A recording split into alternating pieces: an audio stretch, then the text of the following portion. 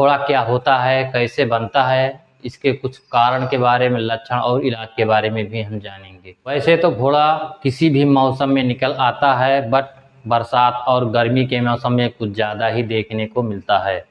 तो बात करते हैं कि फोड़ा क्या होता है। बेसिकली फोड़ा पस का ही एक कलेक्शन होता है जो हमारे शरीर के ऊपर या शरीर के अंदर कहीं भी निकल सकता है। में क्या होता है कि इसमें एक गांठ बनता है, वो पक जाता है, इसमें धीरे धीरे पस बनने लगता है और वो दर्द करता है। इसके जैसा ही दिखने वाला एक और केस होता है जिसमें एक मेन फोड़ा बड़ा सा गुंबद के जैसा होता है, उसके आसपास छोटे छोटे फोड़े बन जाते हैं, इसको कार्बाइकल कहते हैं। बात करते हैं कि फोड़ा कैसे और क्यों बनता है। बहुत से बैक्टीरिया के इन्फेक्शन से फोड़ा बनने लगता है, स्पेशली जहाँ पसीना होता है या बाल होते हैं उसके आसपास बहुत सारे पोर होते हैं।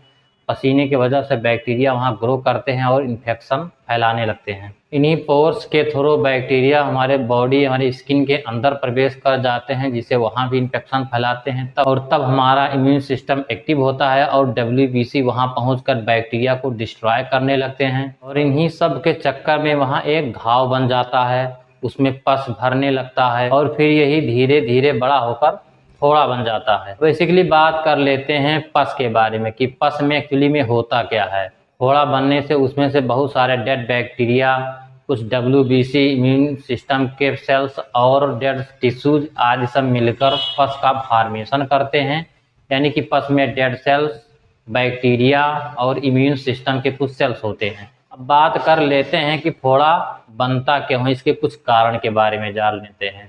एक्चुअली में पुअर हाइजीन के कारण होता है, जैसे बहुत ज़्यादा पसीना आना, साफ सफाई ना रखना, बराबर स्नान ना करना, इन सब कारणों से बैक्टीरिया ग्रो करते हैं, जिनके इन्फेक्शन से हमें फोड़े की समस्या होती है। जो मोस्ट कॉमन बैक्टीरिया होते हैं वो स्टेफाइलोकोकस स्पीशीज के बैक्टीरिया होते हैं जो बॉडी में फोड़े को प्रोड्यूस करते हैं। अब आइए एब्सेस यानी फोड़ा के कुछ सिम्टम अर्थात लक्षणों के बारे में जान लेते हैं कि इनमें लक्षण क्या देखने को मिलता है। हमारे बॉडी में जहाँ फोड़ा बन रहा है वहाँ स्वेलिंग, इन्फ्लामेशन फील होगा। रेडनेस यानी कि वहाँ की स्किन थोड़ी हो जाएगी। वार्म यानी कि वहाँ टच करने पर थोड़ा गर्म महसूस होगा। इसके साथ ही तेज दर्द भी रहेगा। सब लक्षणों के अलावा यदि इम्यून सिस्टम ज़्यादा कमज़ोर है, जैसे न्यूबॉर्न बेबी में या किसी पेशेंट का कीमोथेरेपी चल रहा है, जनरली एब्सेस के चारों ओर एब्सेस को बॉडी से अलग करने के लिए एक वाल का फॉर्मेशन होता है। लेकिन जब बहुत ज़्यादा कमज़ोर हो जाती है तो ये वाल का फॉर्मेशन नहीं हो पाता है, जिससे कि बैक्टीरिया डायरेक्ट ब्लड में पहुँचने लगते हैं,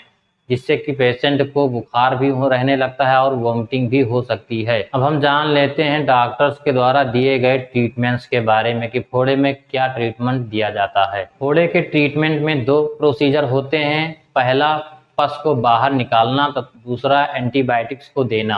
पस को बाहर निकालने के लिए वहाँ पे कट लगाते हैं, जिससे फोड़ा ओपन हो जाता है और उससे बाहर की तरफ दबा के पस को बाहर निकाला जाता है। और यदि फोड़ा बहुत ज़्यादा अंदर की तरफ है तो उस केस में एक लॉन्ग निडल 18 नंबर या 16 नंबर के निडल से उसमें एस्पिरेशन करके उसको चेक किया जाता है। इसके बाद उसकी एक छोटी सी सर्जरी होती है। अब बात कर लेते हैं इसमें दिए गए एंटीबायोटिक्स के बारे में। इसमें दिए जाने वाले कुछ एंटीबायोटिक इस प्रकार के हैं। एमॉक्सिसिलिन और क्लेबुलिनिक एसिड के कम्बिनेशन का टेबलेट आता है, जिसे क्लेवाम या मोक्सिकाइन के नाम से भी जानते हैं।